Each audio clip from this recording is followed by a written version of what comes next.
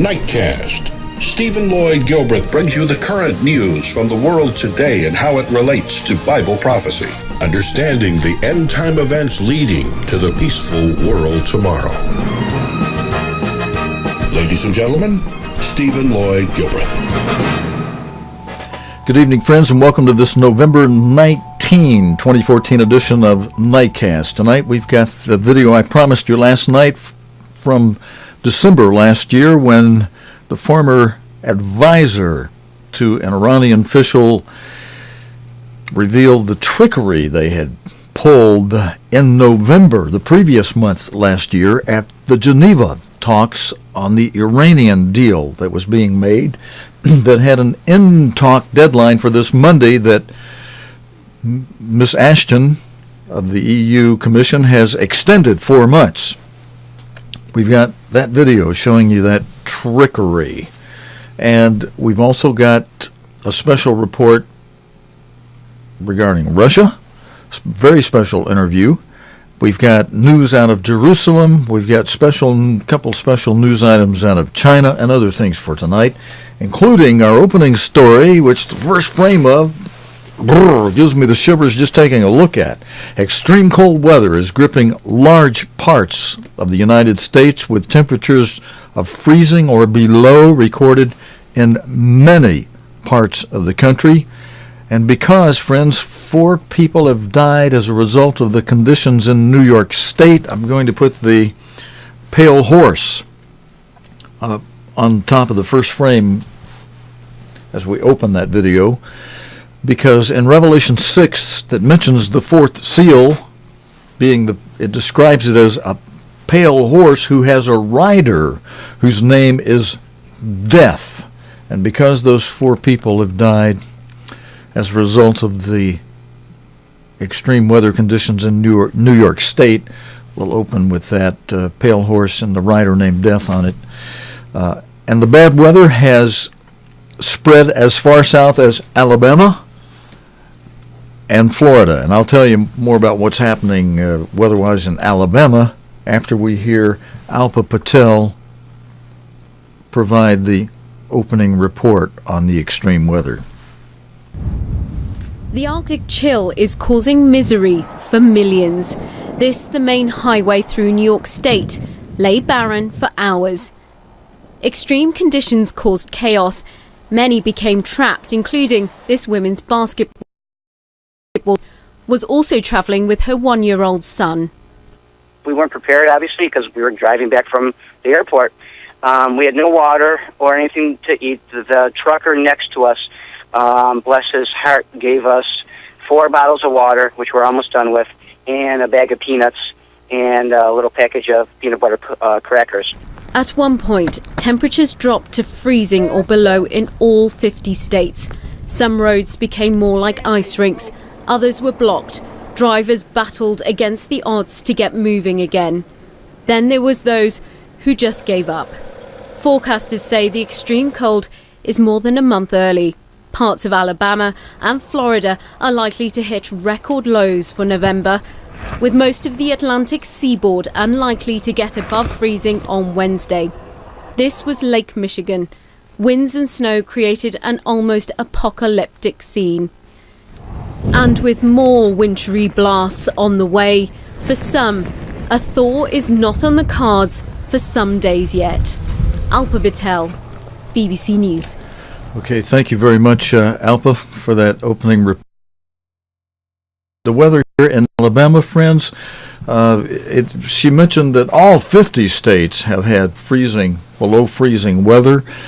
Sam Smithman, just south of me in Tuscaloosa, a longtime church member in my church, told me this morning that it got down to 21 degrees there in Vance, the city in Tuscaloosa where he lives, last night. And I know it was cold here last night as well. I fed my animals extra food, piled on a few extra blankets last night, and I stayed warm. I did fine, but the weather outside was cold, as most of you in the rest of the country know. All right, I promised you last night that I would give you show you some excerpts from the video that I was able to obtain in December after it aired, I believe it was on December 11 on Syrian television, where in the Arabian language now, but with English subtitles, we'll see a former advisor to Iran for the Iranian government bragging about how they tricked the United States, the EU, the leaders around the world about the deal that apparently the rest of the world thought was being made and was supposed to have the end talks this Monday. But as we reported last night, Miss Ashton, the EU commissioner, announced that the deadline for this Monday was being extended 4 months. No progress made. Iran never really negotiated anything from the beginning, and during the 6 months, Mr. President, who promised such and Mr. Secretary of State, who promised such a big safety, wonderful deal out of this. Where were you guys? You just let it all just slip by, and now there's a need to extend it 4 months. But here's the video I got from live from Syrian television, again in the Arabian language, but we got English subtitles below it. And NSA, where are you? Did you report this to the president? I mean, I don't know if anybody else has this video, but we were able to get it. And because the deadline was this Monday for the talks, and because that's been extended 4 months, this is still a current news item. And if anybody from Syrian television tries to claim a kites on this video, I'm sorry, friends, under the United States, friends or enemies, whoever you might be, under the United States law on fair use for current events, I'm airing this. And if YouTube cuts us off because somebody from Syria from Syrian television who has any claim on this video makes a content ID claim, hey, we will counter that with an invitation for you to sue us in the United States court. I'd welcome you to do that. And then hopefully this would get a lot of news and attention, perhaps in the White House. Hello up there. Have y'all heard this? And, you didn't pay attention to the former United States Secretary of State, George P. Shultz, after he spoke in November last year, saying, look, you can't trust Iran. He is long experienced, senior, older than the current Secretary of State, much more, and has had much more experience in dealing with Iran from long ago. And he warned, as you'll hear, I've got his excerpt here. We played it, I think, did we play it last night, part of it? But I've got it here tonight for sure. He warned that they'll smile at you, pat you on the back, send you on your way, and whoosh, cut your throat. You'll hear that a couple times in this video. Let's roll it. معركة طاحنة على كل المستويات والأمريكان. هذا حلف الحديبية، هذا صلح الحديبية، هذا جنيف الحديبية، يأتي بعده فتح مكة. جنيف 3 حصلت ب3 عناوين. العنوان الأول الصبر الاستراتيجي. إيران صبرت استراتيجيا نفس 10 سنين 11 سنة وإحنا صابرين ونخطط لليوم الذي يأتي بعد ال10 سنوات، بحيث يصير عندنا كمية من اليورانيوم المخصب كبير قد ما بتنزليه.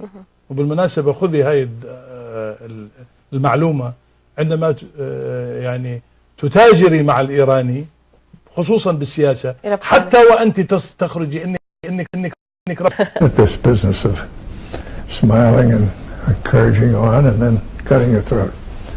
So you have to be tough-minded, you have to be realistic. هم رفعوا درجة تخصيب اليورانيوم إلى درجة عالية جدا أكثر مما يريدون، بحيث لما خفضوا لهم طلعوا منتصرين. Great drug merchants.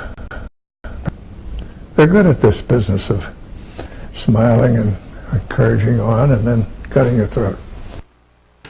Okay, now if you were here, if you watched Thursday, and it's in our archive, you could go back and watch the Thursday night report if you want to hear Mr. Shultz's entire comments that he gave in the news on Thursday. Okay, friends, now that where you heard me right at the end of that's a video from last year. And where I came in with Mr. Schultz in the background was in November, right after Mr.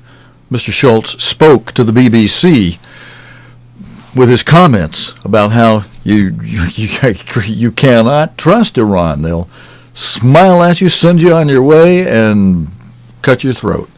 Now, and then I have another part of this that I'm going to share with you, where U.S. Secretary, the current U.S. Secretary of State, John Kerry, spoke in November. Now, the video I was showing you, and we'll play some more excerpts from it, where you see the where the Iranian advisor to the government speaking on Syrian television, speaking in the Arabian language with the English subtitles. They're large enough down there. I think you can see them well on your screen, so I'm not reading them for you. I'll just let you read them, because, and let you hear the Arabian voice in the background. That aired in December. I believe it was December 11 last year. So not more than a month, just about 3 weeks after the Geneva talks for the Iranian deal began. 3 weeks after that talk began, here you've got the advisor to the Iranian government, the former advisor, on live Syrian television saying, "Ha ha, we tricked you. We tricked them." Of course, he doesn't think anybody from the EU or the U.S. would be watching him, I'm sure, as he's saying this, and they're laughing, and the host is smiling and laughing with him. And I'm just giving you a few excerpts from it, but they really expand. And if you want to see the whole thing, we've got it in our archive. But I'm giving you the highlights, where the punch points, where he's saying, we deceived them about this, we deceived them about that, we didn't make any deal. We're getting our sanctions, some of our sanction money lifted, and we promised nothing except we would reduce this uranium that we told them about by 20%, but this uranium we had over here on the other side, underground, that's at a higher uranium level. We didn't tell you about that. We only told you about this that was at a lower level already, and we'll reduce that 20%. But we're not reducing this that we've got up here at this higher percent. We're still working on that. And once we get a bomb made, just try to deal with us. Just try to negotiate with us. Once we've got a bomb, a nuclear bomb, like you've got a nuclear bomb, see what kind of a deal you can negotiate with us at that point. And you'll hear in this part of the video, I've got Prime Minister Netanyahu here. He's saying, he's warning everybody, like Schultz, like George P. Schultz was warning everybody. You can't trust them. Ding, ding. But here, as they go, the world leaders go party around the world, just this past week in Brisbane, and not paying attention to Iran, and the warnings by Schultz, the warning by Netanyahu, a good warning. And then this one's going to open up with promises being made by the current Secretary of State that, this is going to bring more peace to Israel. Yeah? What just happened this week? What happened to the peace? Why didn't you guys work out the deal by the in-talk time deadline Monday? Instead, now you've extended it 4 more months. Oh boy, you're giving Iran plenty of time to get their bomb together. Okay, what do you hear this? This ought to make you as upset as it tends to make me, friends. Let's play the second part of this.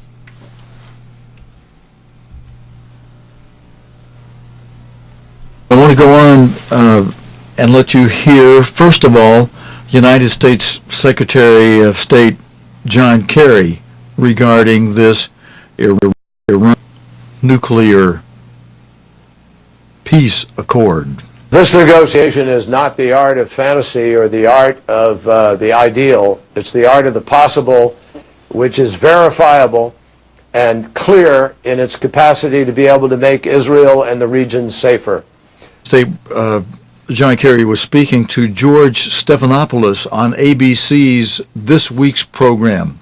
Mr. Kerry said that the next step would be negotiating the dismantling of Iran's nuclear program, but you just heard him say this was going to create more safety for the Middle East.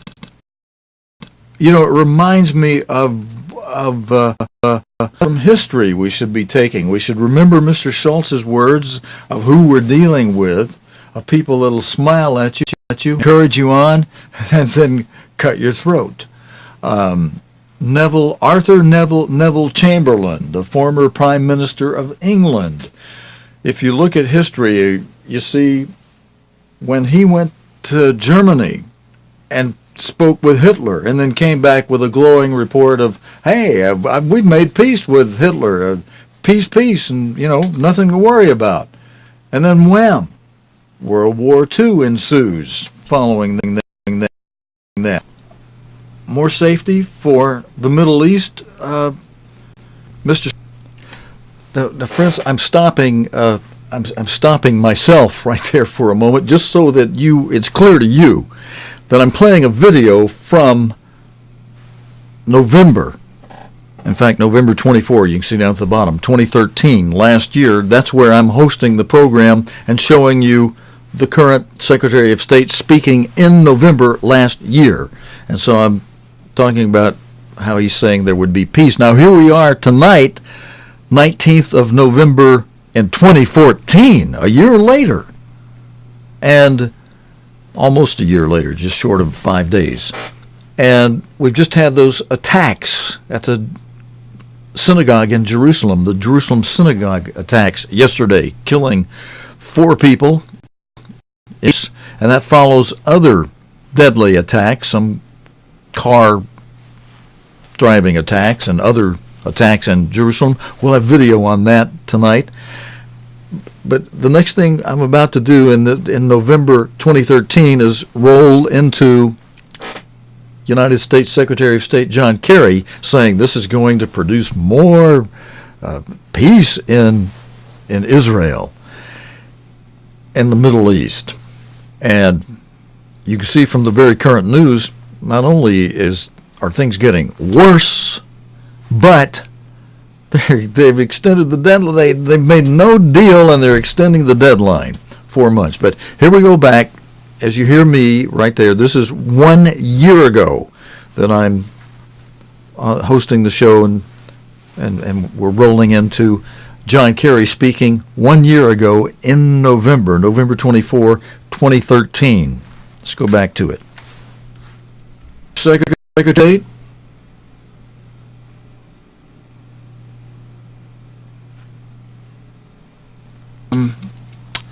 let's move to the next report. Let's see what the Prime Minister of Israel, Mr. Netanyahu, has to say. Is not a historic agreement.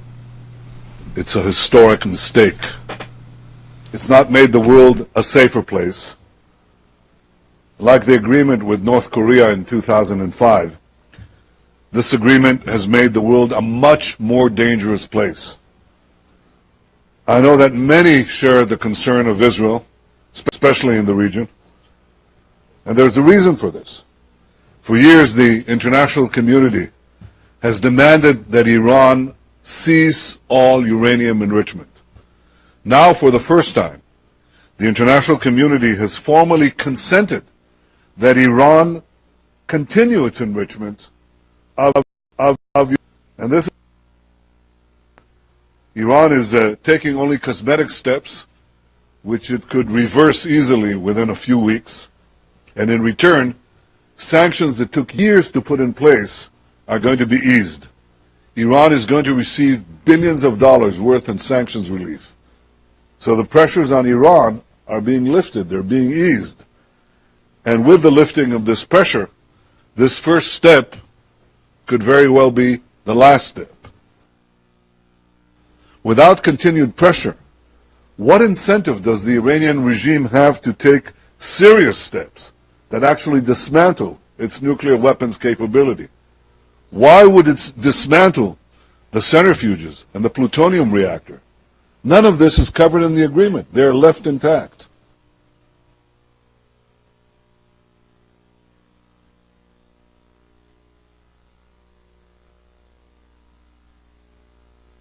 And as you heard Mr. Netanyahu explain, the deal, the agreement is not a complete agreement. There's still more negotiations during the next 6 months that have to go. They're kind of feeling their way through this. Meanwhile, they're letting the Iranians have a good hunk of sanction money, which they're happily receive, while they've made no real firm commitment to do anything. But listen to what they say. They're saying they had the right to continue its uranium enrichment program. That's what they're getting out of this deal. They get their sanctions, and they have a right to continue their uranium enrichment program. Listen, hear this, direct from Hossein Rouhani. The outcome of these negotiations is that the 5+1, or in other words, the world powers have recognized Iran's nuclear rights. Friends, on pause. I want to be sure you heard that and get that. His take on this is that the world powers have recognized Iran's right to nuclear power. All right, let's go to another leader. The EU Foreign Policy Chief, Catherine Friends, if you want to go back to our archive and hear any of this tonight's news again, it'll be there, including Mr. Rouhani's talk, where you could go back and listen to him again say how in September he went to New York. This was not something that just happened during the last 4 days. This has been going on for some time before Geneva. Just listen. There's not one word he says where we're gonna stop enriching our uranium. We're gonna let you see all our stuff. We're gonna stop all that.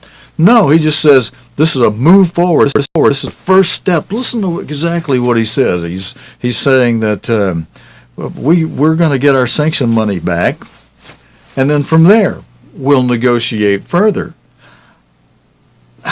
I tell you, our leaders, all of them, they should have listened to the former Secretary of State, Mr. Schultz, who knows that they'll smile at you, they'll encourage you on your way, and whoosh, they'll cut your throat. And Mr. Netanyahu is wise to it all. He says this deal, which is no deal really, except we're giving you your sanction money, a lot of it, in exchange for you smiling at us for a while until you decide, hey, we got the money in the bank now, we've got our bombs made, and now we'll talk about it. We got a bomb.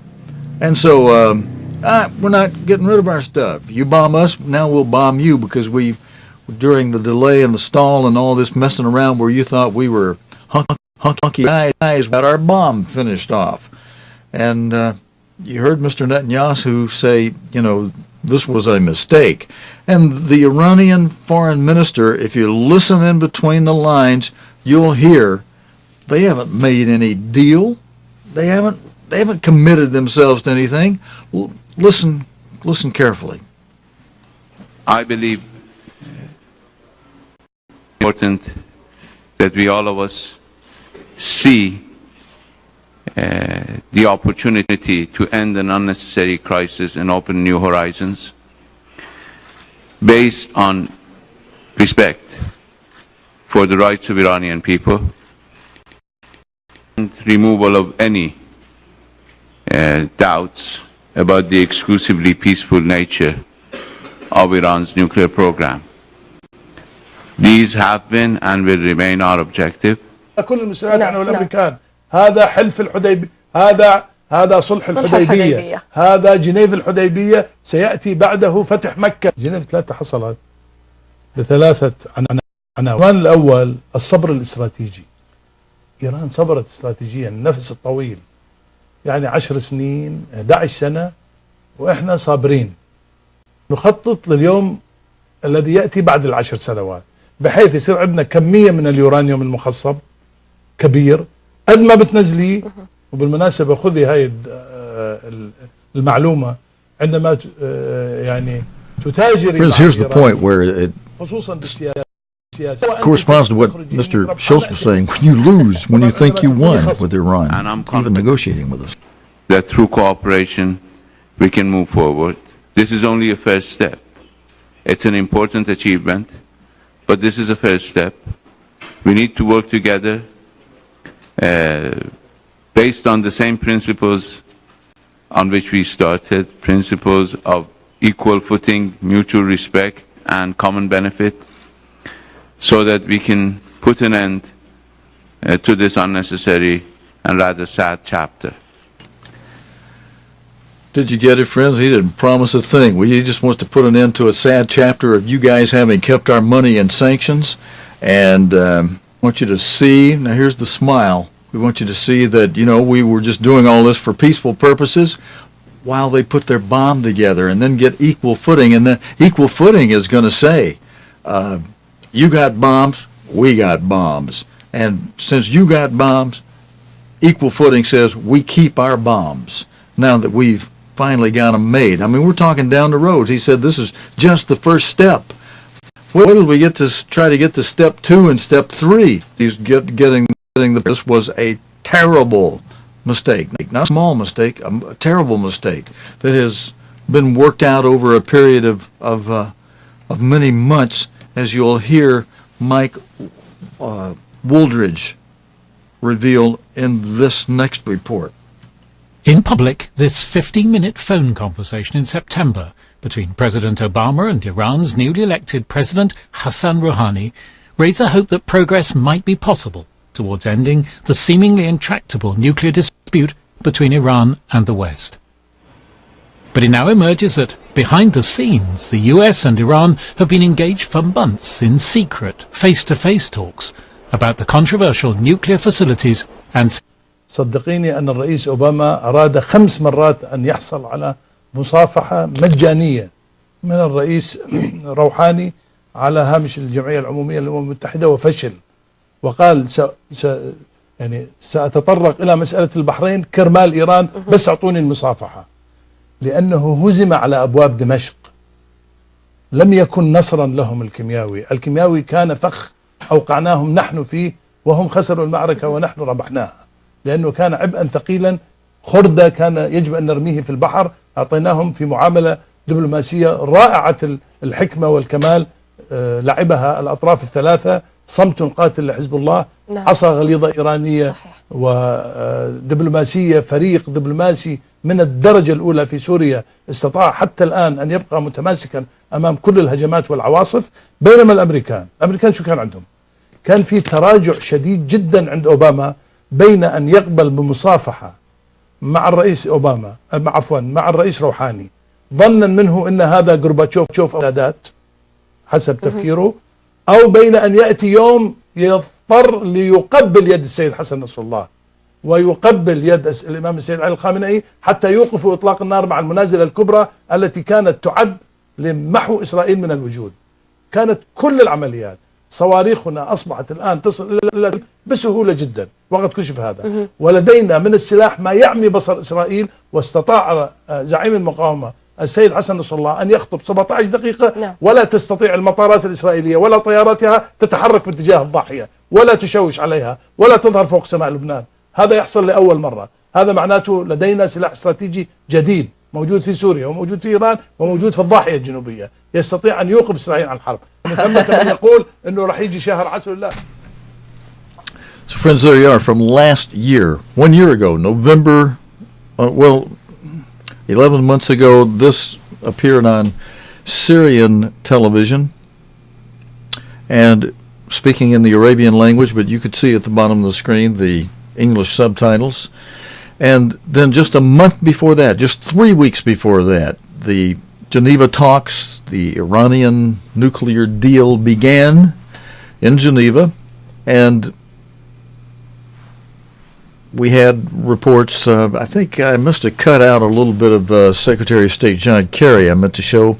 I'll try to grab that for you and show you in the future, or go to our archive. You can see the whole thing. I just grabbed excerpts from this. It's actually longer than what I showed you, and then so in November those talks began last year, a year ago, and the former Secretary of State George P. Shultz spoke in an interview to the BBC saying, look, these people will smile at you, send you on your way, and cut your throat. You can't trust them.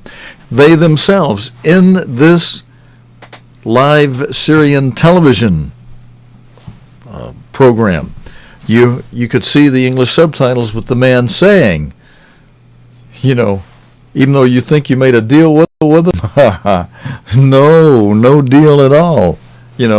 He brags about the fact that we'll deceive you, we'll fake you off, we'll smile at you, send you on your way, and cut your throat. They're really, we are engaged in a fierce war with the Americans on all levels.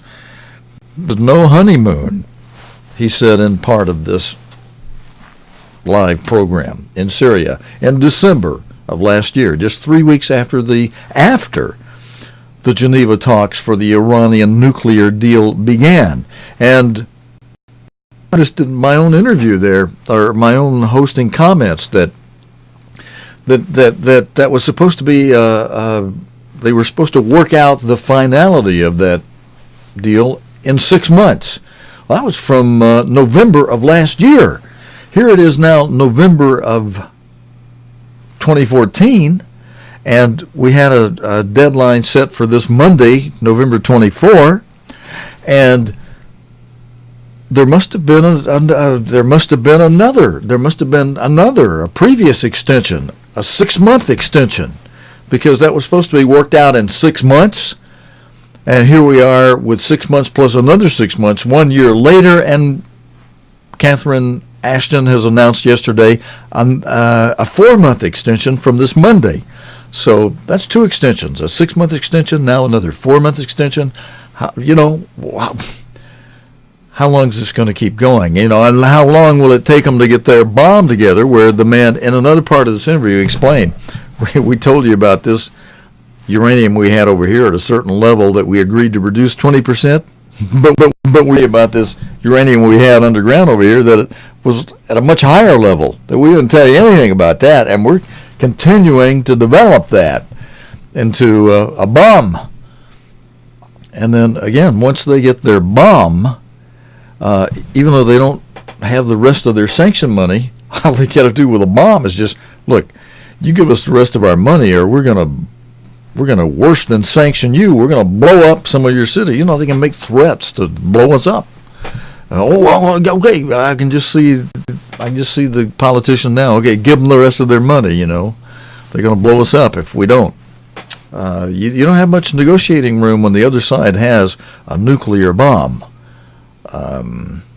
Okay, we're sanctioning Russia, but we got news on that coming up in a few moments. But first, let's go to something that relates to this, because Secretary of State John Kerry said this is gonna produce. Last year, in November last year, he said these Geneva talks, this Iranian nuclear deal that we're working out, is going to produce peace in the Middle East. Well, let me get the video ready related to what just happened yesterday. In a deadly attack, we showed you that fresh video on that from yesterday's news. In a deadly attack on a West Jerusalem synagogue, two Palestinians killed 4 Jewish worshippers before being shot dead. A policeman later died of his wounds. The attacks follow months in Jerusalem. As the BBC's Middle East editor, I'm going to go ahead and play this one for you, friends. Jeremy Bowen did go get information from both sides. You know, we're just gonna tell you there's a lot of news in this. Here's Jeremy Bowen. Back in Jerusalem followed months of tension. In Jerusalem, tension combined with no bright light on the political horizon often leads to bloodshed. Israelis and Palestinians are as far apart as ever. More than 20 years of attempts to make peace have failed. In Jerusalem is the fact that another generation is being swept up by the long war between Palestinians and Israelis. What is enraging Palestinians, not just those on the streets, are fears about the future of the Aqsa Mosque. It's built on what was the site of the Jewish temple until it was destroyed by the Romans around 2,000 years ago. Many Palestinians don't believe Israel when it says it has no plans to change the status quo there. The issue cuts deeply into Palestinian fears about their future in East Jerusalem, which they want as their capital. Israel claims all of Jerusalem as its capital. Itself in deadly attacks on Jews, including using cars to ram queues for the tram. Reaction to the synagogue killings came swiftly from around the world. President Obama has tried and failed to make peace between the two sides. The murders for today's outrageous acts represent the kind of extremism that threatens to bring all of the Middle East into the kind of spiral from which it's very difficult to emerge, and we know how this violence can get worse over time. In Gaza, the killings were celebrated, but plenty of Palestinians are deeply worried about the other round of violence, though most would not disagree with the reaction of Hamas. Hamas calls for the continuation of revenge operations and stresses that the Israeli occupation bear responsibility for tension in Jerusalem because of the crimes by settlers there. Israel has promised a harsh response. In the past, the Israeli government has retaliated to Palestinian violence by authorizing a further expansion of Jewish settlements, a so-called Zionist response. A security crackdown and more arrests are certain. Parts of Gaza are still in ruins after last summer's war. None of the wounds have healed on either side. It is still too early to talk about a third Palestinian uprising or intifada, but only just. All right, friends, let's move to Russia. News on Russia next.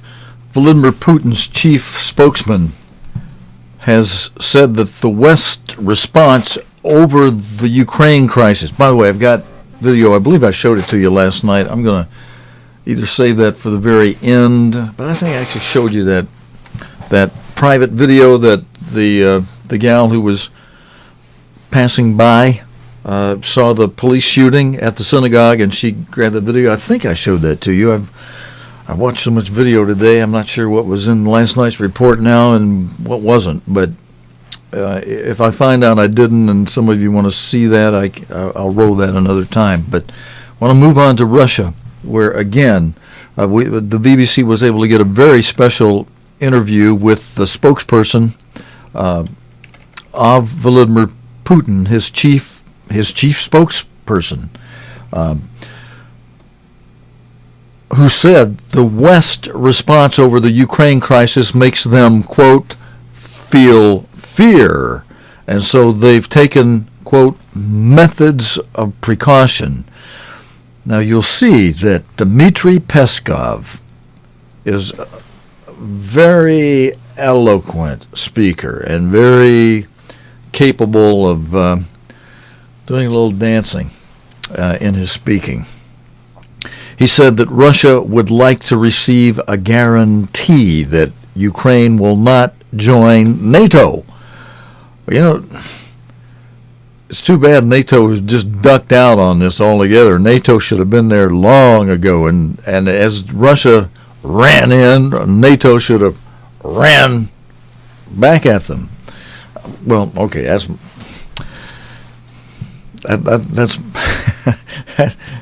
military strategy that men would use. But Ukraine wants to know that Russia wants to know that Ukraine will not join NATO. You're going to hear that in this video, as Russia is fearful of the NATO-affiliated countries on their borders. President Putin accused the U.S. of trying to subdue Russia. Just fancy talk. But Putin gave assurance this would never happen. John Simpson has this report, friends. The international situation is as bleak as the Moscow weather. Behind all the security at a big industrial showground in the north of the city, President Putin's political allies are gathering to hear him speak after his bruising trip to the G20 in Brisbane. They're distinctly worried by sanctions over Ukraine and by Cold War. As a woman, as a mother, I'm saying we don't want any kind of conflict. I talked to this group of businessmen. Each one of them was worried about the way things are going. I must say, this has all come as rather a surprise to me. There's so much hostility in the newspapers and on television towards the West. I was expecting to find it here too. These, after all, are President Putin's strongest supporters. Not so. Everybody we've spoken to is worried about the situation and hopeful that a new Cold War isn't starting. When he addressed the conference, Mr. Putin himself only mentioned the international situation briefly, though what he did say was pretty tough. America doesn't just want to humiliate us, it wants to subjugate us. No one in history has ever done this to Russia, and no one ever will. Meanwhile, President Putin's chief came out to meet me for a rare interview. Peskov is Mr. Putin's right-hand man. What he says is Russian policy. We would like to hear a 100% guarantee that no one would think about Ukraine's joining NATO. We would like to hear that NATO will discontinue to approach Russian borders. But unfortunately we failed to hear these words. And it makes us, nervous. It makes us feel fear. It makes you aggressive. Well, if you feel fear, you take measures of precaution. The longer our national interests will be endangered, the longer we'll continue to reply. When the conference ended, there'd been none of the reassurance many people had been hoping for. Relations with the West remain as cold as ever. John Simpson, BBC News, Moscow. Hey, a big compliment to John Simpson. He really stood up there to the spokesman for Putin. As he said, it makes you aggressive. And he just flat confronted him. Very excellent, outstanding. Handled very well, Mr. Simpson. And if you want to hear the entire 6-minute segment interview that I have, friends, we only showed you a small segment of it. If we have time at the end and we can finish up in 1 hour tonight, I'll stick that 6 minutes right toward the end for those of you that would like to see that entire 6-minute section. I've got a 1.5-minute section here next that relates to energy companies and EU officials who've gathered to discuss energy security thousands of miles away from Europe at an oil and gas conference in Turkmenistan. The Central Asian nation has the 4th largest gas reserves in the world, and EU officials hope it could hold the key to ensuring the lights stay on in Europe. The BBC's Abdujalil Abduraslov was granted rare access to Turkmenistan to visit the conference. We're at the exhibition center where world's leading energy companies are showcasing their projects. They traveled thousands of kilometers to this event because they want to participate in Turkmenistan gas projects.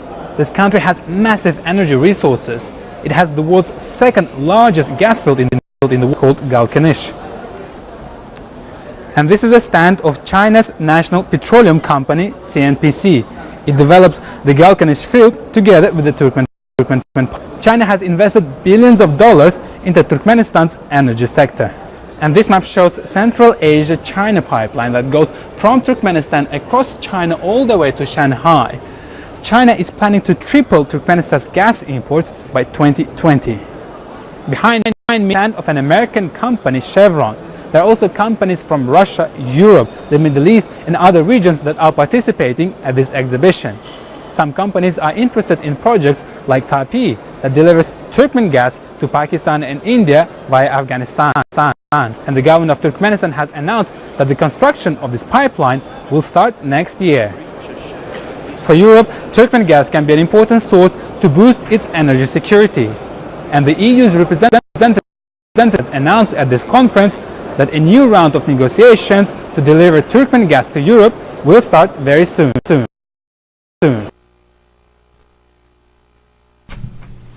Okay, friends, and we've got news next out of China that relates to the Internet. China's Global Internet Conference is part of a move towards playing a bigger role in international cyberspace. The government remains unapologetic about its domestic censorship rules, but Amnesty International says those who value Internet freedom should be concerned about China's attempt to influence global cyberspace. The BBC's China editor, Carrie Gracie, has this report. At their age, their parents didn't even own a TV. But they spend hours a day staring at a screen. Connected but controlled. Many don't know their government is censoring what they see. This 25-year-old in a Beijing salon hadn't seen these pictures of Hong Kong's democracy protests. But she didn't see the censorship or the politics as her problem. I know we are being suppressed, but it doesn't really affect me. Sometimes I feel bad people, but there is nothing I can do to change things. China's first World Internet Conference, a challenge to American dominance of cyberspace. Internet chief Lu Wei said China wanted a safe internet, built by everyone. No mention of a free internet. China's big players were out in force, but the rest of the world sent its B list. In Imperial China, canals were the information superhighway. Now it's the internet. It's a lovely venue, it's friendly language, but beneath the surface, China's internet is different. It's moved by different currents and it's steering in a very different direction. China runs a vast censorship operation. King Wa-fu monitors it from Hong Kong. How successful is China at blocking all the material that it doesn't want its citizens to see? I think it's generally speaking is quite successful. China, I would say the most sophisticated censorship system in the world to censor, block, and filter online content. The Communist Party's propaganda and censorship machine has adapted to the internet age more successfully than many thought possible. Now, Amnesty International says those who value internet freedom should be concerned about China's attempt to influence global cyberspace. Carrie Gracie, BBC News, Wuzhen, China. Okay, thank you, Miss Gracie. And friends, here is a closer look at the controls in place in China to control the internet there.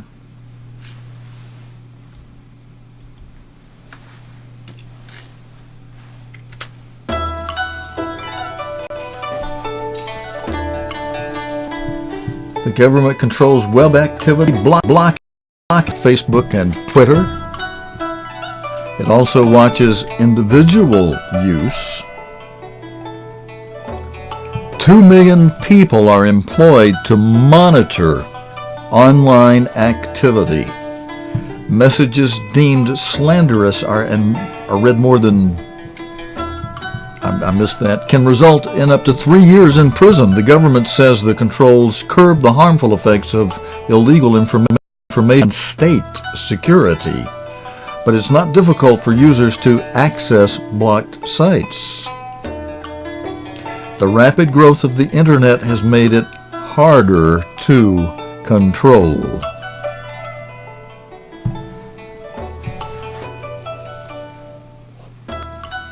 Okay, friends, I thought that might be of interest to you who appreciate the internet. You know, many of you watch this program via the internet because we do our live stream on a website, and that's internet. I've got one more. I've got the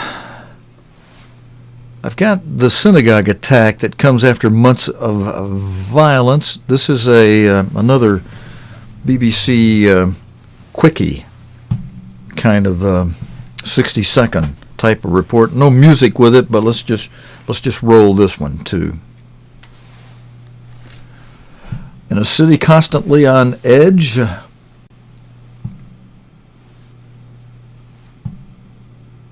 the attack on a Jerusalem synagogue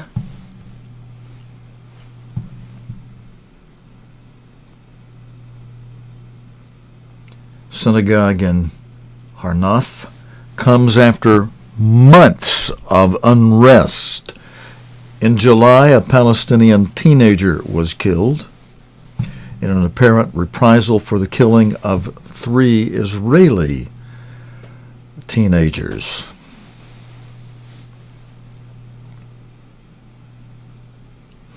Escalating violence led to a conflict in Gaza that claimed more than 2,000 lives. In October, a dispute over a holy site in Jerusalem triggered further unrest. Palestinians have carried out several deadly attacks in Jerusalem. Killings of Palestinians by Israeli forces have also fueled anger. And of course, really, the whole thing goes back. Jerusalem settlement activity in occupied East Jerusalem. There's a little more on this. Heightened tensions. Some believe this could be the start of a third intifada,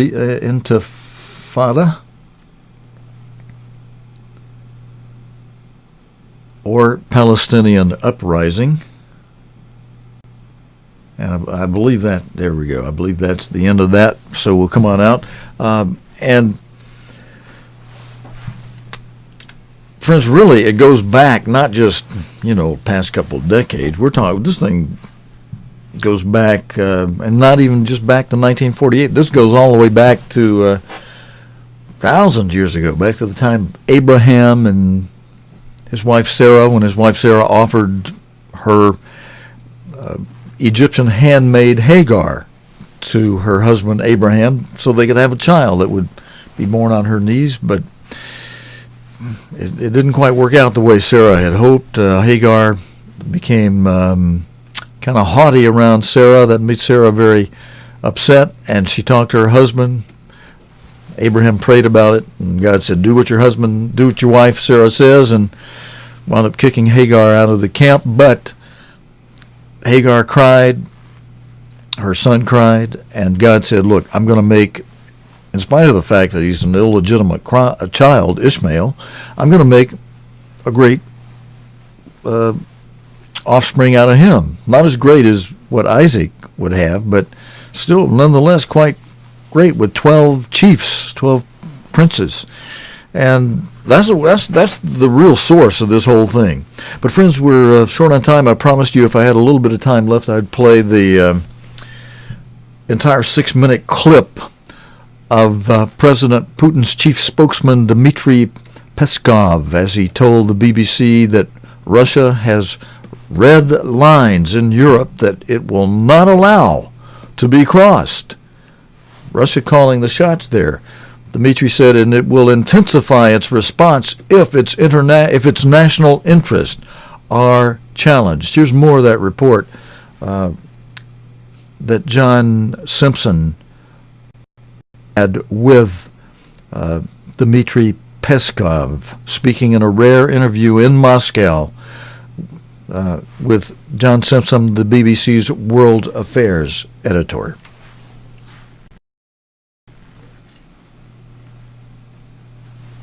Something that we never wanted and we don't want it now.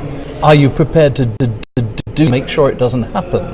Well, actually consistently doing that. We're consistently doing that, and we're very sorry that sometimes we feel a deficit of reciprocity. But you're sending Russian troops into eastern Ukraine. Who told you that? Well, it's quite clear, and some of the soldiers themselves have said it. Why do you think that it is quite clear? Because some of the soldiers themselves have said it. No, this is the biggest mistake. There are some people who used to be who could have been. And you're saying you didn't have anything to do with sending them there? No. Surely. No. And I would like to remind you numerous words, numerous statements by President Putin, official statements, saying very officially that there are no Russian troops, no Russian military, official military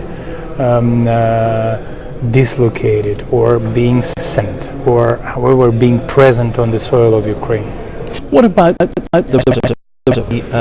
constant pushing against NATO, which has tripled in the last year, the number of Russian military flights that attack by NATO? Why so many? Why are you this is a very, game? I won't be able to answer these questions in a couple of words. It needs a very, very lengthy reply. The story starts with a coup d'etat in Ukraine. Coup d'etat in a full understanding of this word, in a full meaning of this word. Coup d'etat that was orchestrated and immediately supported by known Western countries. That was an extraordinary event for the whole history and for the way things are being developed in Europe, because it happened in the very heart of Europe. After that, it was impossible for Russia to stay neutral. And after that, definitely things started to be very, very tense. But you're making it much more tense by the way that Russia is behaving. We'll continue to make it much more tense as far as our national interests are concerned. The longer our national interests will be endangered, the longer we'll continue to reply. And this does not mean that we want a Cold War. This is just we want our counterparts, and that we have our that we cannot pass the red lines, and that we expect everyone to understand where our red lines are. One of the red lines that Western countries have is, for instance, Latvia, very worried that what's happened in Ukraine will happen in Latvia, that Russian-born people will start to rise up against the government in Latvia. Is that a possibility? I would be ready to share their worries. What if someone orchestrates a coup d'etat in Latvia and then Brussels acknowledge this coup d'etat just like that? So it could happen in Latvia. If coup d'etat is orchestrated and if they just accept the new the new power, that's a great danger for Latvia. It's very worrying, isn't once it? we created a precedent of making a military takeover in the heart of Europe, and once we created a precedent for accepting it as an official pass of power, that's a great danger for the whole continent, and every country should be very careful. Every country should protect its own not to allow this to happen. Friends, there's a couple more minutes in that. We'll try to open up or play it sometime during tomorrow night's report. Thanks for joining me this Wednesday night. That's it. Until tomorrow night, Thursday night, God willing, we'll be back with today's current news related to the Bible and prophecy here on Nightcast. Until next time, your host, Stephen Lloyd Gilbreth, saying so long and good night, friends. You have been watching Nightcast with Stephen Lloyd Gilbreth. Nightcast can be seen Sunday through Thursday nights here on cogtv.org. Tonight's program is also available anytime on demand in the cogtv.org video archive.